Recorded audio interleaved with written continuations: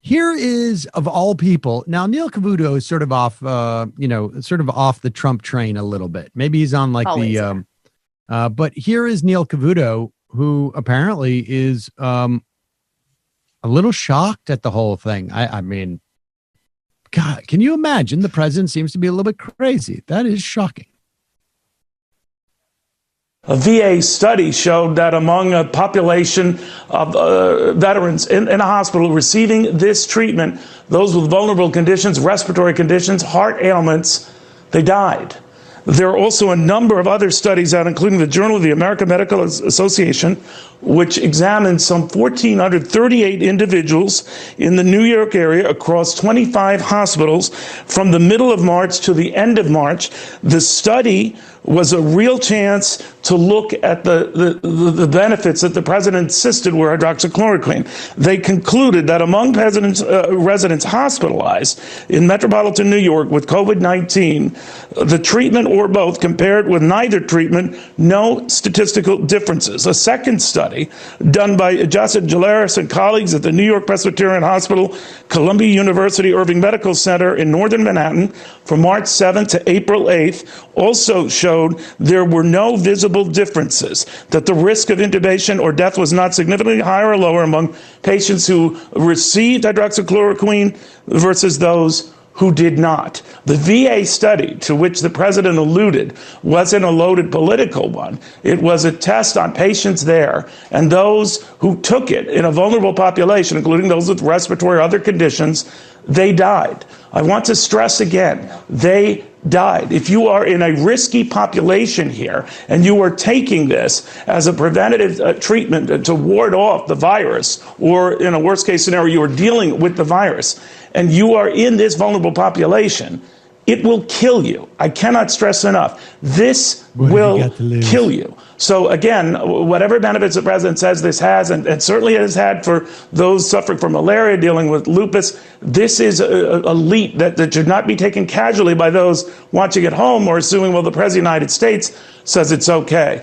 Even the FDA was very cautious about this unless in a clinical trial safely and deliberately watched. I only make this not to make a political point here, but a life and death point.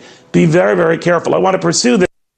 It's not political at all. I mean, you're basically reiterating that the president is giving out medical, implying that he knows best in terms of medicine that is potentially lethal.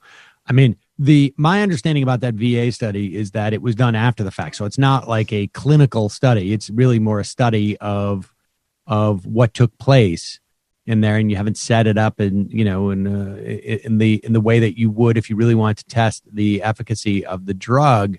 But you would imagine that there would be more indication that it's helpful in some respects.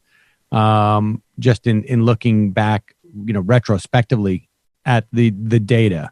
But it's stunning that he's doing this and they just letting him go on and on about it. It's pretty nuts. Neil Cavuto, I find so fascinating about this is there's this like weird division at Fox News. They've always said it when Roger Ailes was around, like there's the news side and then there's the opinion side. And Neil, he's not pro-Trump and he never has been. But I wonder how much of this is like a protective, like to protect the brand of the company. Like you have to have one person on citing the truth and the evidence just in case something goes wrong when Sean Hannity is pushing hydrochloroquine, I can't even say it, on air every single night, like in case somebody sues them. Yeah, or, think of the younger people that work at Fox News. They probably like that there's somebody there that, isn't a complete lunatic about this sort of stuff. Maybe I'm wrong, but... Also, this might be... I think that's it. I think they want to, even Ailes allowed for what's his face to be on for all that time. Shep Smith. But there's a difference between. Neil Cavuto is like a capitalist. He's on the board of News Corp. I know. Yeah. But I'm saying that they found value in having one or two voices of dissent from the party line there as a way of basically saying we let all voices on. Right. At one point that was Alan Combs, and he was doing it sincerely. I'm not necessarily adeptly, but he was definitely sincere about it. But yeah, I don't know. The whole thing is just, I think, one more log on the insane inferno that we have, or the, and there's, I think this is like not discussed enough, but so much of Trump's comms operation is Fox News. You've got the opinion side of Fox News, Sean Hannity's like best friend who ran the news company, running the comms shop at the White House. Yeah, and Bill Shine is Bill it? Shine, yeah. And he, I think it's been reported like that he and Cavuto, like there was always, little tension, facts and like whatever political agenda we have. So it's kind of, I think that's just like, behind the curtain a little bit to see the pushback. And I think Trump was responding to Cavuto. He tweeted out something to the effect that he had a problem with Fox. And I mean, who knows? The Cavuto take might also be a one to your point, Sam, about Republicans taking things personally once it affects them, because Cavuto had major heart surgery not long ago. Right. That would make some sense. All right.